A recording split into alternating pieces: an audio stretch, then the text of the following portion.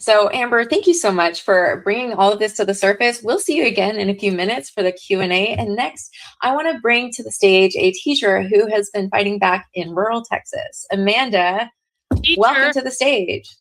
Hello, good evening. Thank you for having me. So I am to share with you guys some of the difficulties I've had or endured just within the last few months. Oh, no. And the school year starts with the passing of SB 10, which essentially Governor Abbott is mandating that we post the 10 commandments in every single classroom. I'm just going to cry. We knew this day was coming. Of course, somebody was going to donate them. But in the meantime, everybody thinking and conjuring what they were going to do about this. So many people's solution was to just post, other religious text alongside this one, and none of that didn't set with me. Just all the little like hiding your poster, and of course, there's some rules laid out in the bill in that regard, and the only thing I could go to sleep at night without being disappointed in myself or losing my own just self-respect for what I know is right or wrong. I just decided I wasn't going to do it. And so when the day came that we had our mandatory meeting, this was also right after Charlie Kirk was shot and killed, where Abbott also released a memo that we didn't all individually receive, of course, that, our admin should be turning us in if we had anything negative to say about the death of Charlie Kirk.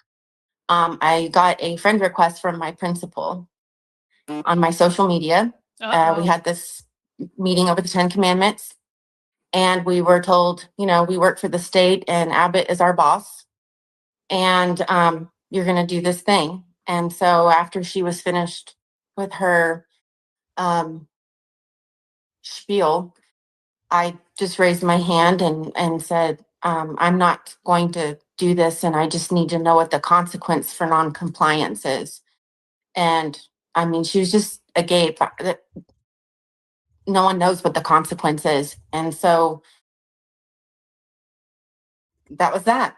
The next day was conveniently Constitution Day, which I didn't even know was a thing, but I did this round. So my daughter and I spent the evening and late into the night painting mat board, both front and back, the Bill of Rights and the 7 articles on the other side.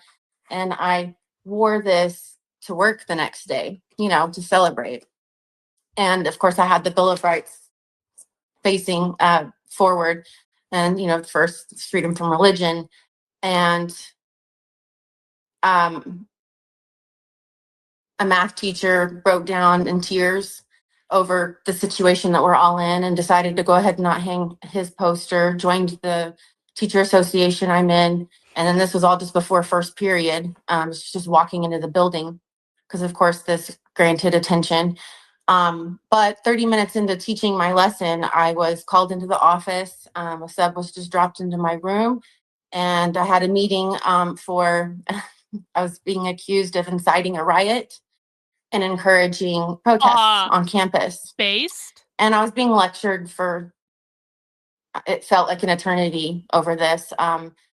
My big feelings from the meeting before were brought up, and I was finally able to just calmly state that it was Constitution Day, and this is my way of honoring that.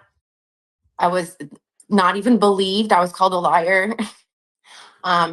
So went on about the day. Next was what happened last week. Well, excuse me. We had a mandatory meeting weeks later over classroom decor, and I was actually sought after while I was in the bathroom. I was 2 minutes late to this meeting, right after the bell, and an associate principal came and got me from the bathroom in the building, like a separate building. So I just already felt like whatever they were going to discuss surely had something to do with me. And classroom decor, yes, because I'm an art teacher and I have all the things. And we were just lectured about the fact that we have very conservative students, which on my campus we don't. Um, No conservative and students. that we Okay. needed to be considerate of our students and where their backgrounds and where they come from. And so I just took that as if there's a problem with something, they'll let me know, I'm leaving. Well, I was called into another meeting. It was an hour and a half long after work, all impromptu and through text message, super professional.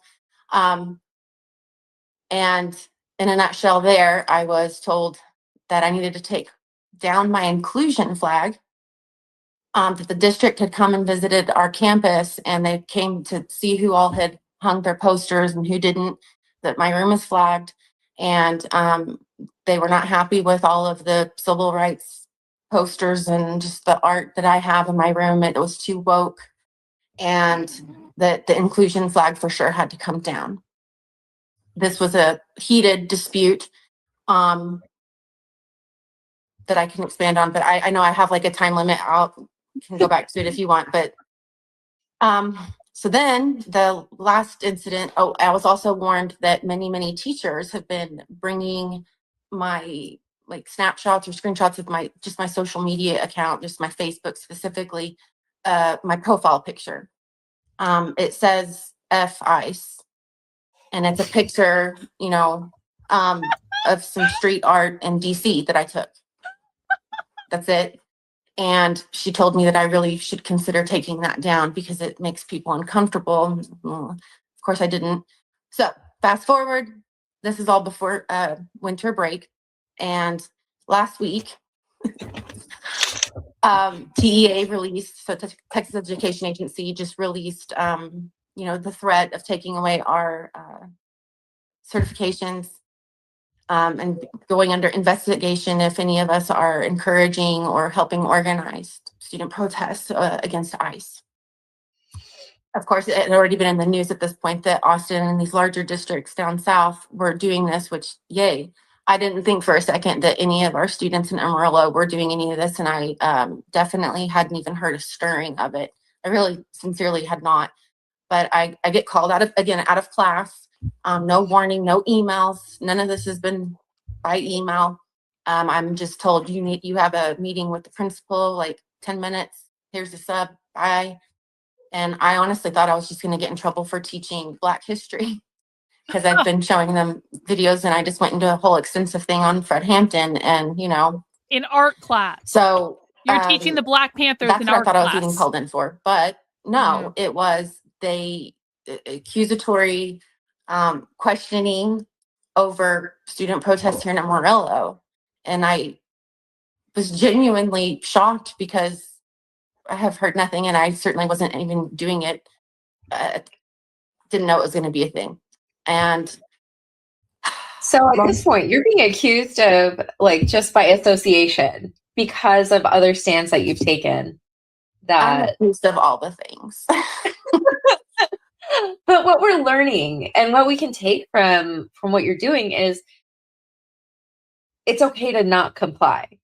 It's okay to take a stand in a way that it is disruptive in its own way, because when something is unjust, isn't it our responsibility to say no? And so your courage is so encouraging. We're really proud to stand with you, and that you are taking this stand in a state where it is not easy to take stands like this. So thank you so much. There is so much love for you in the chat. But we are getting close to time.